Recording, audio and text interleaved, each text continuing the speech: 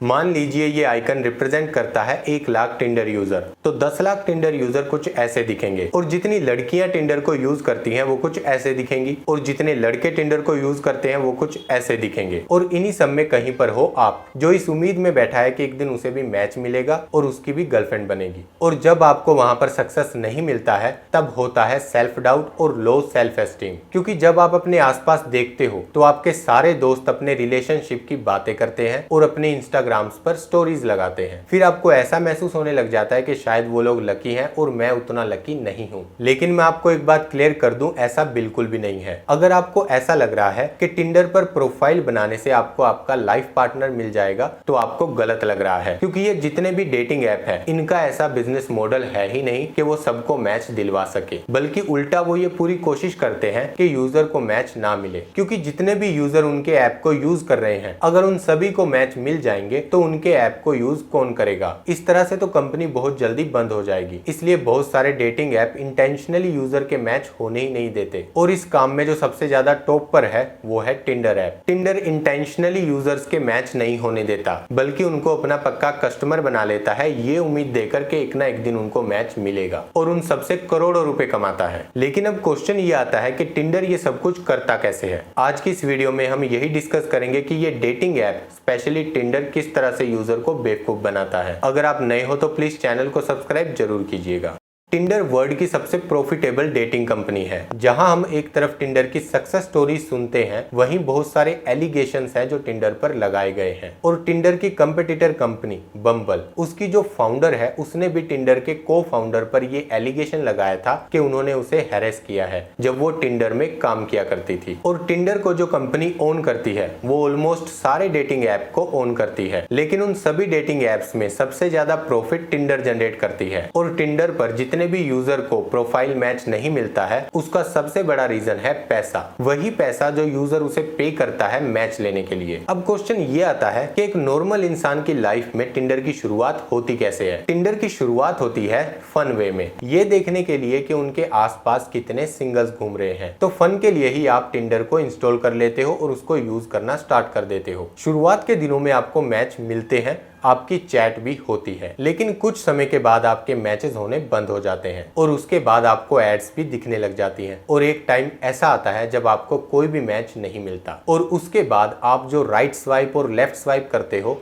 वो भी आप लिमिटेड कर सकते हो या फिर टाइम बेस पर कर सकते हो। अब आपका एक भी मैच नहीं हो रहा और आपकी किसी से भी चैट नहीं हो रही, फिर से लाइफ एकदम से बोरिंग हो जाती है। और यहीं से टिंडर का जो बिजनेस मॉडल है वो शुरू होता है, जिसमें वो यूजर को ये उम्मीद देते हैं कि हम आपकी मदद करेंगे मैच लेने के लिए, और अपनी सब्सक्रिप्शंस को सेल करते हैं टिंडर गोल्ड और टिंडर प्लेटिनम। टिंडर प्लेटिनम में थोड़ा ज्यादा पैसा देना पड़ता है, लेकिन उसके बाद वो ये बात बोलते हैं कि आपको आपका मैच मिल जाएगा, तो बहुत सारे यूजर उसे भी खरीद लेते हैं। लेकिन अब क्वेश्चन ये आता है कि टिंडर की शुरुआत हुई कैसे थी। सोन रेड जो कि टिंडर के फाउंडर हैं, वो जब बिजनेस की पढ़ाई कर रहे थे तब उनको एक ख्याल आया कि क्लास में बैठकर मैं क्या सीखूंगा, मैं प्रैक्टिकल कुछ बनाता हूं और बाहर जाकर मार्केट में उसको सीखता हूं। फिर उन्होंने कुछ कंप्यूटर साइंस के स्टूडेंट के साथ मिलकर एक एप्लीकेशन को डेवलप किया, जिसमें यूजर लाइव चैट कर सकता था, मैसेज भेज सकता था और वीडियो चैट भी कर सकता था, और उस ऐप का नाम रखा गया ओरगू। लेकिन ये बिजनेस सक्सेसफुल नहीं हुआ, लेकिन इसके फेलियर ने भी सोन रेड को वो सब कुछ सिखा दिया था जो वो अपनी क्लास में ना सीख पाते। उसके बाद उन्होंने अपने कॉलेज फ्रेंड के साथ मिलकर एक फ्लर्टिंग ऐप बनाई, जिसका कंसेप्ट था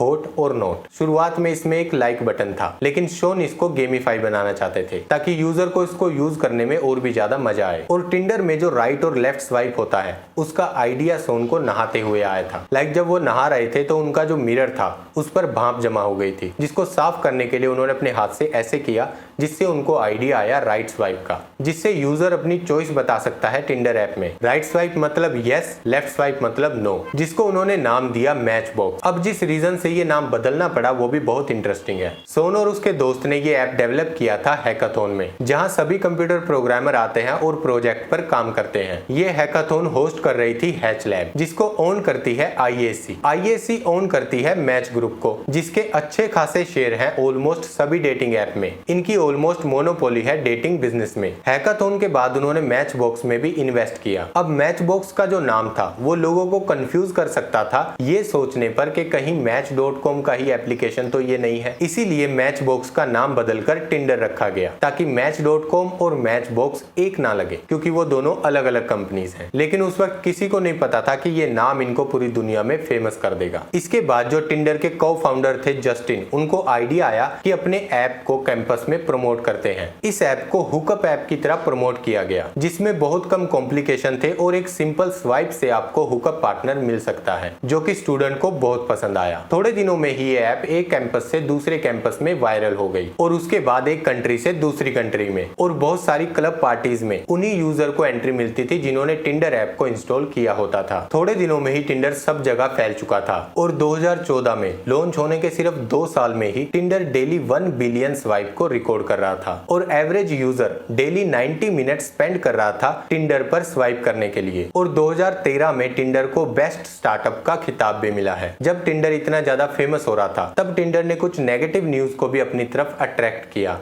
बहुत सारे लोगों ने टिंडर पर ये एलिगेशन लगाए कि ऐप में लुक्स को ज्यादा प्रेफर किया जाता है। हालांकि जो रियल प्रॉब्लम थी वो तो कंपनी के अंदर ही चल रही थी। 2014 में व्हाइटनी वुल्फ, जो कि कंपनी की को फाउंडर थी, उन्होंने एलिगेशन लगाए अपने को फाउंडर पर कि उन्होंने उसको फिजिकली हैरेस किया है और कंपनी में उनके साथ भेदभाव किया जाता है क्योंकि वो एक लड़की है और इसीलिए उनसे को फाउंडर की पोजीशन भी ले ली गई है। इस वजह से टिंडर के जो बोर्ड ऑफ डायरेक्टर थे उनमें दरार आ गई। लोगों ने साइड्स लेना स्टार्ट कर दिया था, जिसके बाद $1 मिलियन में सेटलमेंट किया गया। लेकिन व्हाइटनी ने टिंडर को छोड़ते ही अपना खुद का ऐप लॉन्च कर दिया जिसका नाम था बम्बल। लेकिन यहाँ भी एक प्रॉब्लम थी। व्हाइटनी ने सारा कोड और सारे फीचर टिंडर से ही कॉपी कर लिए थे, जिसके बाद दोनों कंपनीज में लीगल बैटल स्टार्ट हो गई, जिसमें व्हाइटनी की हार हुई क्योंकि उन्होंने सब कुछ टिंडर का ही यूज किया था, डिजाइन से लेकर फंक्शनैलिटी तक। इसके बाद 2016 में ग्रेज ब्लैट को टिंडर का सीईओ बनाया गया, लेकिन कुछ दिनों के बाद उनको भी हटा दिया गया। रीजन उनका भी सेम था, सेक्सुअल हैरेसमेंट।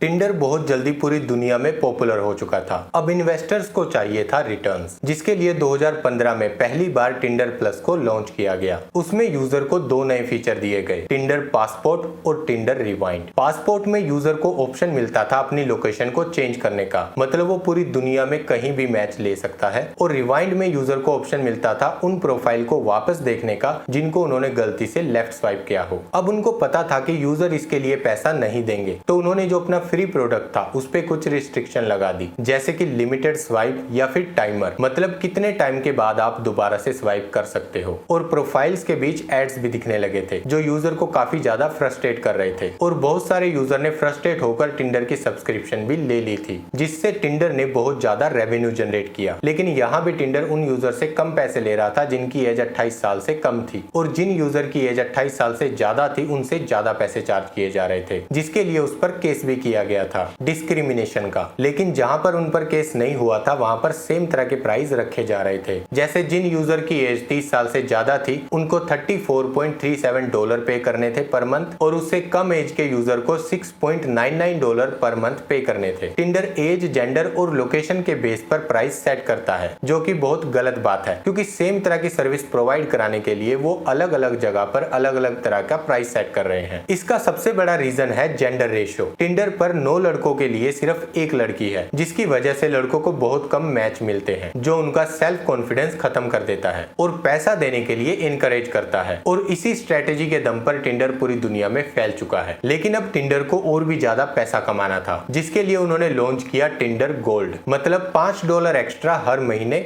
और $10 एक्स्ट्रा हर महीने उन यूजर के लिए जिनकी एज 30 साल से ज्यादा हो, जिससे आप ज्यादा लोगों को स्वाइप कर सकते हो और जितने लोगों को भी आप स्वाइप कर रहे हो उन सब की लिस्ट भी देख सकते हो। और आपकी प्रोफाइल को 1 मंथ के लिए बूस्ट भी किया जाएगा ताकि ज्यादा लोग उस प्रोफाइल को देख सके और आपको ज्यादा मैच मिल सके। लेकिन अब जैसा मैंने बताया कि टिंडर का जो एक्चुअल बिजनेस है वो ऐसा है ही नहीं कि आपको मैच प्रोवाइड कराए जाएं। ये वेस्ट की ऐप है जहां पर लोग इसको हुकअप के लिए यूज करते हैं, मतलब रात गई बात गई। लेकिन इंडिया में लोग इसको अपना लाइफ पार्टनर ढूंढने के लिए यूज कर रहे हैं। लेकिन जब टिंडर गोल्ड की सब्सक्रिप्शन लेने के बाद भी उनको वो नहीं मिलता जो उन्हें चाहिए था, तो वो बहुत सारी सारी कंप्लेंट करते हैं टिंडर के खिलाफ, लेकिन बहुत सारी कंप्लेंट आने के बाद भी टिंडर में इतना दम है कि वो फिर भी यूजर को मोटिवेट कर सकता है और ज्यादा पैसे लेने के लिए, और यूजर उसे पैसे दे भी देता है। फर्क चीज ही ऐसी है। इसके बाद टिंडर अपने यूजर को बोलता है कि कोई बात नहीं, अगर आपको मैच नहीं मिल रहे तो हमारे पास आपके लिए एक चीज है, टिंडर प्लेटिनम। इस बार सब्सक्रिप्शन और भी महंगी, $19.99 जिनकी एज 30 साल से कम है और $39.99 जिनकी एज 30 साल से ज्यादा है। बस ये सब्सक्रिप्शन लेनी है और उसके बाद आप वो लकी यूजर बन जाओगे जिसको बहुत सारे मैच मिलेंगे, क्योंकि आप टिंडर प्लेटिनम यूजर बन चुके हो। और ये आपको पावर देता है उन प्रोफाइल को डायरेक्ट मैसेज भेजने का जिन्होंने आपके साथ मैच भी नहीं किया, मतलब जो भी दिखे भेजो मैसेज। और यही वो सारे सिस्टम थे जिनके दम पर टिंडर पैसे जनरेट करता है, लेकिन इसके बाद भी 90% यूजर्स को मैच नहीं मिलते। इसके अलावा टिंडर पर यह भी आरोप है कि वो फेक प्रोफाइल बनाता है अपने यूजर ज्यादा दिखाने के लिए और दूसरे यूजर को एंगेज रखने के लिए। लाइक उन फेक प्रोफाइल से वो रियल प्रोफाइल यूजर को मैसेज भेजता है कि देखो आपको मैच मिला है, और अगर आपको इस प्रोफाइल को देखना है तो आपको सब्सक्रिप्शन लेनी पड़ेगी। अगर आप इस पूरे सिस्टम को ध्यान से देखोगे तो आपको पता चलेगा कि ये वैसी ऐप है ही नहीं जो आपको आपके पार्टनर को ढूंढने में मदद करेगी। ये एक एडिक्टिव गेम है और जो भी यूजर इसे यूज करता है वो इसका एडिक्टिव हो जाता है। लाइक जिस तरह से बहुत सारे लोग जुआ खेलते हैं तो हार मिलने के बाद भी वो इस उम्मीद में रहते हैं कि उनका अगला दाव लगेगा, ये सोचकर वो अपना सब कुछ लुटा देते हैं। इसी तरह से लोग टिंडर में भी जुआ खेलते हैं कि उनको प्रोफाइल मैच मिलेगी, ये सोचकर वो इंस्टॉल करते हैं, उसे यूज करना शुरू कर देते हैं, और जब उनको वो नहीं मिलता तो फिर वो टिंडर की सब्सक्रिप्शन लेते हैं, और फिर भी जब उनको वो नहीं मिलता तो फिर वो टिंडर की गोल्ड सब्सक्रिप्शन लेते हैं, और फिर से जब वो उन्हें नहीं मिलता तो फिर वो टिंडर की प्लेटिनम सब्सक्रिप्शन लेते हैं। लेकिन जैसा मैंने बताया टिंडर वैसी ऐप है ही नहीं, उनको फिर भी कुछ नहीं मिलता, लेकिन सिर्फ ये उम्मीद की वजह से वो टिंडर के जाल में फंसते चले जाते हैं। इसके अलावा टिंडर पर बहुत सारे स्कैम भी किए जाते हैं। लाइक जो एक केस मुझे पता चला था, एक यूजर को मैच मिला, वो उस लड़की से मिलने के लिए जब गया तो उस लड़की ने उसे अपने फेवरेट रेस्टोरेंट में जाने के लिए पूछा। वो दोनों वहां चले गए, उन्होंने अच्छा खासा वहां पर खाना पीना खाया। उसके बाद लड़की ने बोला कि उसे कोई फोन कॉल आया है और चली गई, और उसके बाद वो वापस ही नहीं आई, जिसके बाद उसे रेस्टोरेंट का बिल खुद पे करना पड़ा और उसका बिल बना 23,000 का। इस तरह का स्कैम रेस्टोरेंट वाले ही करवा रहे हैं। वो लड़कियों को हायर करते हैं ताकि उन तक कस्टमर को लाया जा सके। तो मेरी यही सलाह रहेगी कि आप लोग बच के रहिए। एंड में यही कहना चाहूंगा कि भले ही टिंडर की जो स्टोरी है वो ट्विस्ट से भरी पड़ी है, लेकिन फिर भी as a business case study ये बहुत अच्छी स्टोरी है जो आपको जाननी चाहिए। Thank you so much. अगर वीडियो अच्छी लगी तो वीडियो को लाइक कर दीजिए, शेयर कर दीजिए अपने फ्रेंड्स और फैमिली में, ताकि वो भी ये इन्फॉर्मेशन ले सके। और इस तरह की वीडियोस देखने के लिए प्लीज चैनल को सब्सक्राइब कर लीजिए। मिलते हैं एक नए टॉपिक के साथ। Take care.